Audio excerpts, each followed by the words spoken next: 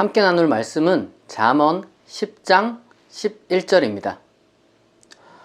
의인의 입은 생명의 샘이라도 악인의 입은 독을 머금었느니라. 아멘. 잠언풀이 10번째 시간입니다. 오늘은 입, 혹은 입술, 혹은 혀에 대해서 다루도록 하겠습니다. 이 동서고금을 막론하고 속담이든 격언이든 아니면 유명한 문장이든 이 주제가 이 입이라든지 혀라든지 말이라든지 이런 것들을 다룬 것이 정말 많이 있고 다 그런 식으로 경고하고 또한 이제 교훈을 주려고 합니다. 이 잠언이라는 것도 많은 부분에 있어서 사람이 혀를 어떻게 다루어야 되느냐, 그리고 말을 어떻게 해야 되느냐, 이런 것과 정말 많이 연결되어 있습니다. 특히 이제 잠언 10장은 바로 그러한 그 혀를 다스리는 것에 대해서 몇 가지를 나열하고 있는데요. 그것들을 정리해 보자면 다음과 같이 한 3가지 정도로 나열할 수 있겠습니다. 첫째로는 악인의 입은 독을 머금고 있다. 방금 저희가 함께 읽은 말씀이죠. 그리고 둘째로는 지혜자는 입을 제어한다. 그리고 마지막으로 셋째는 의인의 입은 지식으로 사람을 교육한다 라고 하고 있습니다. 이 3가지를 오늘 차근차근 살펴보도록 하겠습니다. 우선 첫째, 이 잠언은 악인의 입이 독을 머금고 있다 라고 이렇게 이야기를 하고 있어요. 여러분, 이 독이란 도대체 과연 뭘까요? 문자 그대로 독은 아니겠죠? 얼핏 생각하면 이게 아마 욕설이라든지 조금은 천박한 말씨나 표현들 이런 것들이라고 생각할 수 있겠습니다. 당연히 우리는 그런 것들을 잘 제어해야 되고, 그러니까 이 독이라는 게 먹으면 죽는 거고 또 남에게 주입해서도 안 되는 거잖아요. 그러니까 이 욕설이라든지 천박한 말씨나 표현들 이런 것들을 우리가 멀리해야 됩니다. 이미 이런 것들이 사실 습관이 된 분들이 계시거든요. 저는 완전히 무슨 기계적으로 연극에서도 사용하면 안 되고, 그리고 때로는 어떤 특정한 어떤 유머러스한 그런 상황에서 허용되어서는 안 된다, 그렇게까지 엄격하게 말을 하는 건 아니에요. 그걸 들어서도 안 된다, 그런 것도 이야기를 하는 게 아닙니다. 어떤 상황 속에서야 그것이 필요한, 그리고 때로는 유쾌한 그런 표현이 될 수 있을지는 모르겠습니다만은, 사실 지금 여기서 말하는 것은 일상적인 상황 속에서 이야기를 하는 거라는 걸 우리가 염두에 둬야 됩니다. 근데 일상적인 상황 속에서 그러한 말이 습관이 된 사람들, 그런 표현들을 들으면은 어떻습니까? 대체적으로 눈살이 찌푸려지죠. 하지만 여기서 말하는 독이라는 것은 그것보다는 조금 더 잠언 10장 전체의 문맥을 살펴보면 다소 구체적입니다. 우리는 그 힌트를 잠언 10장 12절 그리고 18절에서 찾을 수가 있는데요. 12절은 이렇게 되어 있어요. 미움은 다툼을 일으켜도 사랑은 모든 허물을 가리느니라. 그리고 18절은 미움을 감추는 자는 거짓된 입술을 가진 자요, 중상하는 자는 미련한 자이니라. 아멘. 이렇게 되어 있는데, 여러분, 우리가 그리스도인으로서 지금 이 말에 대해서 배우고 있잖아요. 그러면 하나님과 연관지어 생각을 해야 되겠죠. 여러분, 하나님은 사랑의 하나님이시죠. 그러니까 하나님이 우리에게 명령하시는 바도 바로 그런 겁니다. 우리가 용서하고 사랑하고 그리고 서로를 높여주라는 것이 하나님의 뜻이에요. 그런데 이 사람이라는 것이, 당연히 사람이라는 것이 용서하기보다는 복수하려는 그런 마음이 더 강하고, 사랑하기보다는 미워하는 마음이 더 강하고, 그리고 또 높여주고 세워주기보다는 깔보고 질투하고 흠잡으려고 하고 이런 것에 더 기울어져 있습니다. 사람 본성이라는 게 그래요. 그런데 우리가 그렇다고 해서 그걸 정당화해서는 안 됩니다. 우리가 말을 살펴보면은 우리의 본성이 지금 어떤 식으로 발현되고 있는지, 과연 우리가 그런 너무나도 인간적인 그런 본성을 우리가 그대로 그냥 표현하고 있는 것인지, 아니면 하나님의 뜻에 맞게 우리가 본성을 다스려서 우리가 이제 말을 하고 있는지 우리가 알 수가 있죠. 만약 우리가 말을 할 때 다툼을 일으키는 그러한 말을 하고 있는 건 아닌지 우리가 되돌아봐야 돼요. 치열하게 토론해야 하는 그러한 자리는 분명히 있겠지만, 그러나 지금 여기서 말하는 것은 일상이죠, 일상. 그러니까 일상생활에서 공연히 다툼을 일으키고, 그리고 성경 말씀에 따르면은 뭐 아닌 척 하면서 뭐 비꼬고, 그리고 뭐 중상하고, 중상한다는 게 뭡니까? 그러니까 뒷담화하고 이제 험담한다는 거예요. 그러니까 이런 사람의 입술은 어떤 입술이냐? 미련한 사람의 입술이고, 그리고 인생을 어떻게 만듭니까? 망치는 거죠. 복된 인생이 되지 않아요. 여러분, 일상생활에서 그런 말을 하는 사람들의 그 현재나 아니면 미래가 어떨 것 같아요? 아주 어둡습니다. 그런데 왜 인간이라는 것이 자꾸 험담하고, 그리고 거짓말하고, 뭐 비꼬고 다툼을 일으키고, 왜 그럴까요? 12절에서 벌써 우린 거기서 답을 얻고 있죠. 사랑이 없기 때문에 그래요. 사랑이 없기 때문에. 그런데 우리가 이 사랑이라는 단어를 너무 좀 뭐랄까 에로스적인 차원에서만, 아니면 너무 성인군자적인 차원에서만 생각하는 것 같아요. 사랑이라는 게 꼭 그런 것만은 아닙니다. 꼭 누군가를 무슨 열렬하게 뭐 정말 그 설레하는 마음으로 그 상대방이 어떤 매력에 빠진다던가, 아니면은 뭐 정말 내 모든 것을 다 내어주면서 마치 우리가 뭐 당장 떠오르는 뭐 마더 테레사라든지 뭐 이런 삶을 살아야지만 사랑한다, 이렇게 생각할 수가 있어요. 여러분, 그런데 그런 게 아니에요. 사랑이라는 것은 정말 스펙트럼이 넓고 넓은 차원에서 인간의 존엄성을 인정하는 것이, 그것도 여러분 사랑입니다. 그러니까 우리가 사랑을 잃어버리지 않는다는 것은 그러한 기본적인 마음을 우리 영혼에서 이제 잃지 않도록 우리가 이제 노력하는 거예요. 물론 우리가 이제 이런 얘기를 누가 할 수가 있어요. 목사님, 욕이 나오는 경우가 있지 않습니까? 도저히 이제 그 사람에 대해서 이 얘기를 하지 않으면 안 되는 경우가 있지 않습니까? 뭐 예를 들면 뭐 정말 그 가짜 종교 교주라든지 뭐 그런 사람들이 저지르는 아주 극악무도한 짓들을 보면 욕이 나오고, 이게 뭐 뒷담화라고 해야 될까, 험담이라고 해야 될까, 사람들 모인 자리에서 그렇게 말할 수도 있는 것 아닙니까? 그것도 뭐 죄가 되고, 그것도 뭐 성경이 지금 말하는 것처럼 미련한 것입니까? 라고 이렇게 누가 물어볼 수도 있어요.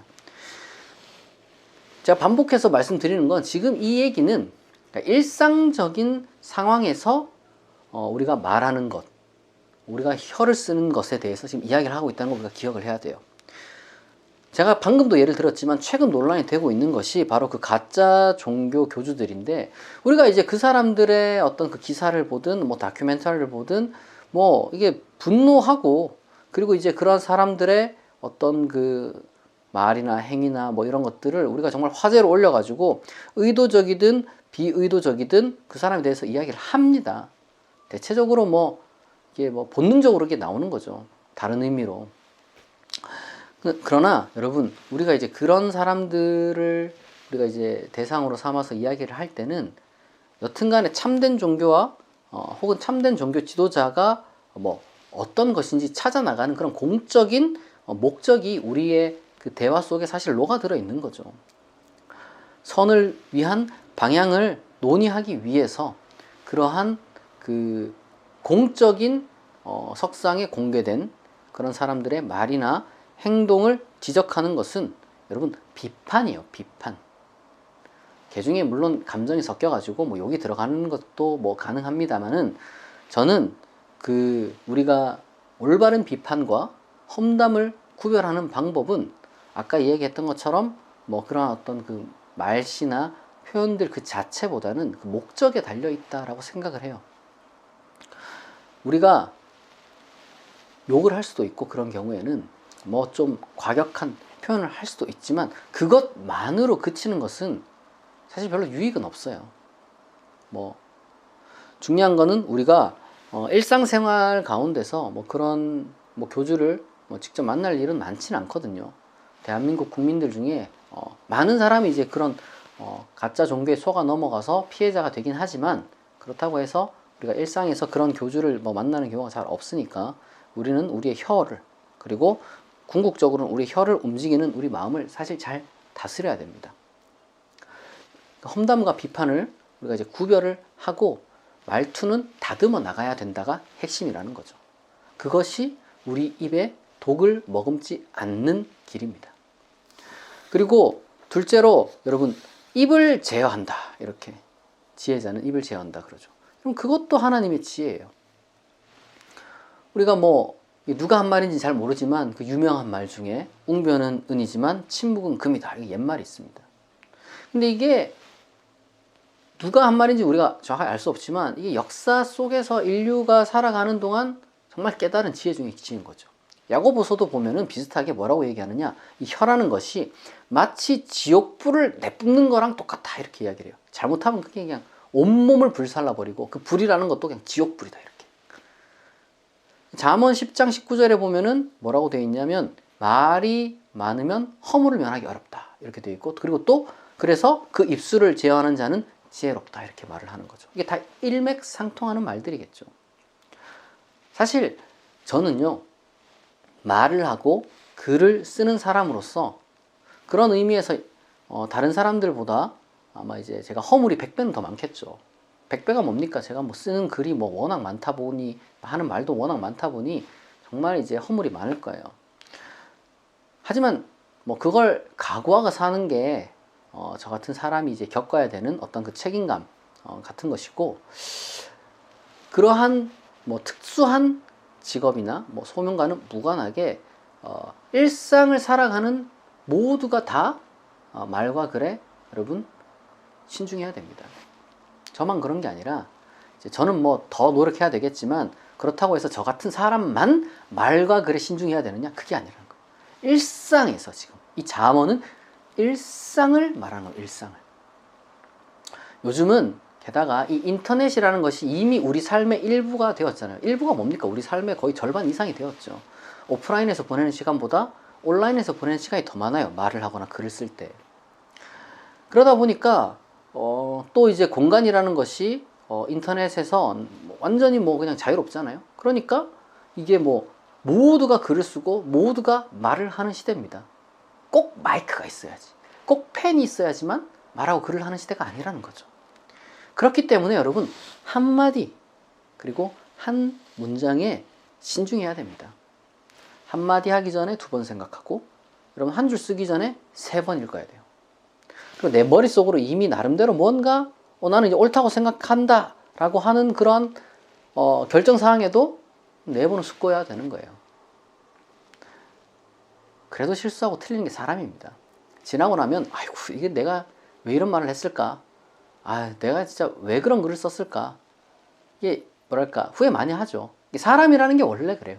아무리 내가 지금은 정말 멋있는 말을 했다, 정말 명문을 썼다 이렇게 이제 생각하지만 고작 한 1년만 지나고 봐서도 이게 완전 내가 왜 그랬을까 이런 게 많아요. 물론 우리가 이제 지나친 후회나 지나친 어떤 그 괴로움 이런 건 여러분 건강하지 않습니다. 지나간 건 털어버려야죠. 그러나 이 경솔하게 말하고 경솔하게 글 쓰는 그 습관이 안 고쳐지는 건 문제라는 거죠. 잠언이 우리에게 당신은 한마디도 하지 마시오, 당신은 한 글자도 쓰지 마시오, 이렇게 지금 이야기를 하는 게 아니에요. 1번, 2번 신중하게 말하고 생각하고 글을 쓰라 이렇게 이제 이야기를 하는 거예요. 요즘 시대 사람들이 제가 보니까 그 순발력이라든지 재치가 있다든지 요런 말이나 요런 글이 인기가 있어요. 그러니까 순발력이나 재치 있는 사람들이 말을 잘한다, 아니면 글을 잘 쓴다, 이러한 게 이제 기준이 되는 것 같은데, 사실 그게 잠언이 말하는 지혜랑은 좀 거리가 있습니다. 그게 이제 또 3번째 지혜로 넘어가는 거예요. 무슨 말이냐? 여러분, 말을 잘하고 글을 잘 쓰는 건 인생에서 정말 중요하거든요. 여러분의 성공을 이끄는 왕도가 어디에 있느냐? 그 커뮤니케이션 능력이 있습니다. 말하기, 듣기, 쓰기, 읽기, 이 능력을 여러분 개발하는 건 굉장히 중요합니다.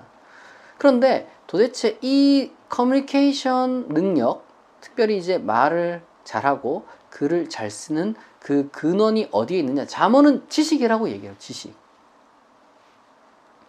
여러분, 얄팍한 테크닉으로 말을 배우고 글을 배우는 거는 여러분 그 오래 갈 수도 없고 금방 들통나요. 그게 정직한 공부에서만이 여러분 여러분의 말과 글을 향상시켜 줍니다. 잠언 10장 14절과 21절은 이렇게 말해요. 14절에 보니까 지혜로운 자는 지식을 간직하거니와 미련한 자의 입은 멸망에 가깝다 이렇게 돼 있고, 21절에 보니까 의인의 입술은 여러 사람을 교육하나 미련한 자는 지식이 없어 죽는다 이렇게 돼 있어요. 그러니까 핵심이 뭡니까? 지식이죠. 지식. 여러분 지식 너무 중요해요. 무엇이든지 정직하게 배우고 제대로 소화한 지식을 가진 사람이 돼야 됩니다. 우리의 말과 우리의 글은 바로 그것으로부터 구성이 돼야 돼요. 그래서 독일 철학자 비트겐슈타인이라는 사람이 있는데 이 사람이 이렇게 얘기를 했어요. 말할 수 있는 것에 대해서는 분명히 말해야 된다. 그러나 말할 수 없는 것에 대해서는 침묵해야 된다. 다 연결되는 말들이죠. 여러분 제가 왜 이런 얘기를 하냐면은 우리가 모든 분야의 전문가가 되자 이런 얘기를 하는 게 아니에요. 뭐 어떻게 그게 되겠습니까? 뭐 저도 안 돼요. 저도 나름대로 열심히 공부하려고 노력하고 매일매일 정말 신문도 보고 책도 읽고 또 주요한 것들은 이제 뭐 크로스 체크도 하지만은 어떻게 제가 뭐 이제 모든 분야의 전문가가 되겠습니까? 모르는 게 너무 많죠. 뭐 모르는 게 많은 정도가 아니라 이게 뭐 아는 게 너무 적어서 탈이죠. 요즘 시대에 살아가는 우리가 뭐 다 그럴 수밖에 없어요. 전문 지식이라는 것이 너무 발달했기 때문에 대다수의 어떤 그 전문적인 영역에 몸담고 있지 않은 사람들은 뭐 전문적인 영역들 다 전문화가 됐으니까 모르는 게 진짜 많아요. 그런데 중요한 거는 여러분 가짜 뉴스랑 부정확한 정보가 너무 많다는 거죠. 가짜 뉴스, 부정확한 정보 정말 너무너무 많습니다. 여러분 그런데요 그게 사람을 죽여요. 이 가짜뉴스 부정확한 정보가 사람을 죽입니다. 저나 여러분이나 정말 최소한의 교양이나 상식을 갖춘 그리스도인이 되도록 우리가 조금은 부지런해야 됩니다. 조금은. 무슨 말이냐? 우리가 거짓에 선동당하면 안 된다는 얘기예요. 왜? 여러분 우리 하나님이 진리의 하나님이신데 우리가 거짓에 선동당하면 되겠습니까? 근데 이게 자연스럽게 그냥 저절로 되면 좋겠는데 부단히 노력하는 사람만 사실과 진리를 얻을 수가 있는 겁니다. 여러분이 그런 의미에서 좋은 책을 읽고 좋은 강의를 정말 틈틈이 들을 수 있는 그런 노력하는 사람이 됐으면 좋겠어요. 무슨 대학에서 공부하듯이 그렇게 할 수는 없겠지만 그래도 하루에 뭐 10분, 20분, 뭐 제가 뭐 권하기로 한 30분 정도는 그래도 좀 신문도 좀 보고 독서도 좀 하고 뭐 그게 힘들면은 좀 좋은 강의 같은 것도 이제 좀 듣고 그랬으면 좋겠습니다. 우리가 그래도 현대인인데 뭐 양자역학 이런 거에 대해서 모르다고 할지라도 지구가 평평하다 뭐 이런 주장이 비과학적이다 이 정도는 우리가 알아야 되잖아요. 우리가 무슨 어마어마한 그 의학 지식을 우리가 갖추지 못한다 할지라도 모든 사람이 의대 어떻게 갑니까? 그렇기 때문에 우리가 의학 지식은 없을지라도 백신을 거부하는 것은 위험하다. 이러한 어떤 그 기본적인 상식 정도는 우리가 갖춰야 되지 않겠어요? 우리 한국 사회는요 정말 비교적 좋은 교육 환경을 이렇게 가지고 있습니다. 대단하죠. 그런데 문제는 이게 높은 학력 스펙 쌓기에 좀 열중하는 경향이 있어요. 그리고 이제 그거에 실패하면 아예 그냥 공부를 놔버리는. 여러분 그러면 안 됩니다. 정말 여러분 꾸준히 독서하고 꾸준히 배워 나가야 됩니다. 그렇지 않으면요 우리가 하는 말, 우리가 쓰는 글 중에 우리가 원튼 원치 않든 나도 모르는 사이에 거짓을 말하는 사람이 되는 거예요. 나도 모르게 가짜 뉴스를 퍼뜨리는 사람이 되고 나도 모르게 거짓 선동을 하는 사람이 되어버리는 거예요. 나도 모르는 사이에. 얼마나 무섭습니까? 나도 모르게 사람을 죽이는 거고 나도 모르게 내 입에 독을 문고 있어가지고 나도 죽고 다른 사람도 죽이는 거예요. 그러니까 이 지식이라는 거 정말 너무너무 중요한 겁니다. 그리스도인이 이런 것에 대해서 정말 관심을 가져야 돼요. 잠언은 우리 입이 어떻게 되기를 말하느냐 이렇게 얘기해요. 의인의 입이 되라. 근데 의인의 입은 어떤 입이냐? 생명의 샘이다. 그리고 또한 의인의 혀는 어떠냐? 의인의 혀는 수는과 같다. 그 당시 때 이제 제일 어떤 그 귀한 것 중에 하나였죠.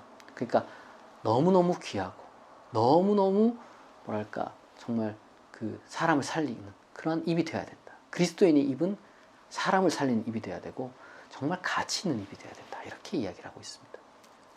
여러분, 누군가 여러분들 만나서 이야기를 하는데 여러분의 그 말과 글만 보면은 사람들이 정말 기뻐해야 되지 않겠습니까? 정말 귀한 말을 하는 사람이다. 정말 즐거운 말을 할 수 있는 사람이다. 의인의 입은요, 생명의 샘입니다. 사람을 살리는 거예요. 그리고 순은입니다. 정말 말 한마디에 천냥빚 갚는다 이런 말도 있듯이 말을 잘하면요, 이게 어마어마한 그 가치를 생산해낼 수가 있어요. 여러분이 전부 다 이 잠언의 그 지혜를 통해서 의인의 입, 의인의 입술, 의인의 혀를 가진 그러한 사람이 되기를 바랍니다. 하나님은요, 그런 입, 입술, 혀를 가진 사람을 복되게 하셔서 잠언 10장에 보니까 그를 근심 없이 부하게 하시고 장수하게 하시고 무엇보다 그러한 사람의 든든한 산성이 되어주신다고 약속하셨습니다. 우리가 부지런히 우리의 혀를 제어하고 우리의 입을 의인의 입으로 만들어가는 그러한 귀한 노력을 하는 그러한 여러분이 되기를 진심으로 축복합니다. 여러분, 잠언의 지혜를 기억하세요. 의인의 입을 갖는 그러한 여러분이 되기를 진심으로 축복합니다.